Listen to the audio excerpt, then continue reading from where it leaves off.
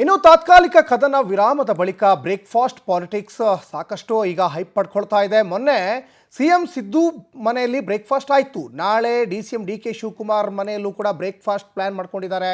ಸಿಎಂಗೆ ಅಧಿಕೃತವಾಗಿ ಆಹ್ವಾನ ಕೂಡ ಡಿಸಿಎಂ ಡಿಕೆಶಿ ಕೊಟ್ಟಿದ್ದಾರೆ. ಇನ್ನು ನಾಳಿನ ಬ್ರೇಕ್ಫಾಸ್ಟ್ಗೆ ಸಿಎಂ ಸಿದ್ದು ನೆಚ್ಚಿನ ನಾಟಿ ಕೋಳಿ ಖಾದ್ಯವನ್ನೇ ಎಲ್ಲ ಮಾಡಬೇಕು ಅಂತ ಪ್ಲ್ಯಾನ್ ಮಾಡ್ಕೊಂಡಿದ್ದಾರೆ. ಬೆಳಿಗ್ಗೆ ಅಷ್ಟೇ ನನ್ನನ್ನು ಇನ್ನೂ ಕರೆದಿಲ್ಲ ಅಂತ ಸಿಎಂ ಹೇಳಿದರು. ಆದರೆ ಈಗ ಬ್ರೇಕ್ಫಾಸ್ಟ್ಗೆ ಆಹ್ವಾನ ಮಾಡಿದ್ದಾರೆ ಡಿ ಸಿ ಎಂ ಅನ್ನೋದು ಗೊತ್ತಾಗ್ತಾ ಇದೆ. ಜೊತೆಗೆ ಇನ್ನು ಬ್ಯಾಂಕ್ವೆಟ್ ಹಾಲ್ನಲ್ಲಿ ನಡೆದ ಕಾರ್ಯಕ್ರಮದಲ್ಲೇ ಆಹ್ವಾನ ಮಾಡಿದ್ರು. ಭಾಷಣ ಮುಗಿಸಿ ಸಿಎಂ ಹೊರಡುವಾಗ D C M D K Shivakumar ಆಹ್ವಾನವನ್ನು ನೀಡಿದ್ದಾರೆ. ಬ್ರೇಕ್ಫಾಸ್ಟ್ಗೆ ಆಹ್ವಾನದ ಬಗ್ಗೆ ಈಗ D C M D K Shivakumar ದೃಢಪಡಿಸಿದ್ದಾರೆ.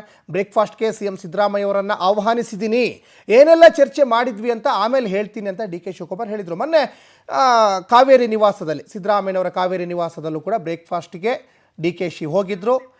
ಇನ್ನು ನಾಳೆ ಡಿ ಸಿ ಎಂ ಮನೆಗೂ ಕೂಡ ಹೋಗ್ತಾ ಇದ್ದಾರೆ. ನಾಟಿ ಕೋಳಿ ಖಾದ್ಯವನ್ನು ಮಾಡ್ತಾ ಇದ್ದಾರೆ. ಎಸ್ ರಾಘವೇಂದ್ರ, ಈಗ ಒಂದು ಕಡೆ ಈಗ ಬ್ರೇಕ್ಫಾಸ್ಟ್ ಮೀಟಿಂಗ್ ಏನೋ ಆಗ್ತಾ ಇದೆ. ಮೊನ್ನೆ ನಡೆದಂತಹ ಬ್ರೇಕ್ಫಾಸ್ಟ್ ಮೀಟಿಂಗು ಹೈಕಮಾಂಡ್ ಸೂಚನೆ ಮೇರೆಗೆ ಎಲ್ಲವೂ ಚೆನ್ನಾಗಿದ್ದೀವಿ, ಒಗ್ಗಟ್ಟಾಗಿದ್ದೀವಿ, ನಮ್ಮಲ್ಲಿ ಯಾವುದೇ ರೀತಿಯಾದಂಥ ಅಸಮಾಧಾನ ಇಲ್ಲ ಅಂತ ಹೇಳಿದರು. ಈ ಹೇಳಿದ್ರು ಕೂಡ ಒಂದಿಷ್ಟು ಒಳಗೊಳಗೆ ಕಸರತ್ತುಗಳು ನಡೀತಾ ಇದೆಯಾ ಹೇಗೆ ಅಂತ ರಾಘವೇಂದ್ರ? ಖಂಡಿತವಾಗ ಸಚಿನ್, ಏನಂದ್ರೆ ಸಿಎಂ ಗಾದಿಗೆ ಏರೋದಕ್ಕೆ ಡಿ ಕೆ ಶಿವಕುಮಾರ್ ಅವರು ಪ್ರಯತ್ನವನ್ನ ಬಿಟ್ಟರು ಸಹ ಪ್ರಾರ್ಥನೆಯನ್ನ ಬಿಟ್ಟಿಲ್ಲ ಅನ್ನೋ ಮಾತು ಕೇಳಬತ್ತಾಯ್ತು. ಈಗ ಪ್ರಯತ್ನ ಮತ್ತೆ ಪ್ರಾರ್ಥನೆ ಎರಡೂ ಸಹ ಡಿ ಕೆ ಶಿವಕುಮಾರ್ ಅವರು ನಿರಂತರವಾಗಿ ಮಾಡ್ತಾ ಇರ್ತಕ್ಕಂಥದ್ದು. ಆದ್ರೆ ಅದೇನೇ ಇದ್ರೂ ಸಹ ಹೈಕಮಾಂಡ್ ಹೇಳಿರ್ತಕ್ಕಂತಹ ಮಾತಿಗೆ ಕಟ್ಟುಬದ್ಧವಾಗಿ ಇದೀಗ ಇಬ್ಬರು ಸಹ ಏನೋ ಜೋಡೆತ್ತುಗಳಾಗಿದ್ದೀವಿ ಅನ್ನೋದನ್ನ ಹೊರಗಿನ ಪ್ರಪಂಚಕ್ಕೆ ತೋರಿಸ್ಕೋಬೇಕು. ಕಾರ್ಯಕರ್ತರಿಗೂ ಸಹ ಒಂದು ಮೆಸೇಜ್ ಅನ್ನ ಕೊಡಬೇಕು, ಜೊತೆಗೆ ವಿಪಕ್ಷಗಳಿಗೂ ಸಹ ಟಕ್ಕರ್ ಅನ್ನ ಕೊಡಬೇಕು.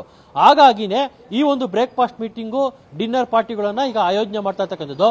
ಮೊನ್ನೆ ಖುದ್ದಾಗಿ ಸಿಎಂ ಅವರನ್ನೇ ಡಿ ಸಿ ಎಂ ಅವರನ್ನ ಮನೆಗೆ ಕರೆಸಿ ಇಡ್ಲಿ ವಡೆಯನ್ನ ತಿನ್ನಿಸಿ ಮತ್ತು ಜೊತೆಗೆ ಒಂದು ಸುದ್ದಿಗೋಷ್ಠಿಯನ್ನು ನಡೆಸಿ ನಾವೆಲ್ಲ ಒಟ್ಟಾಗಿದ್ದೀವಿ ಅನ್ನೋ ಒಂದು ಸಂದೇಶವನ್ನ ಕೊಟ್ಟಿದ್ರು.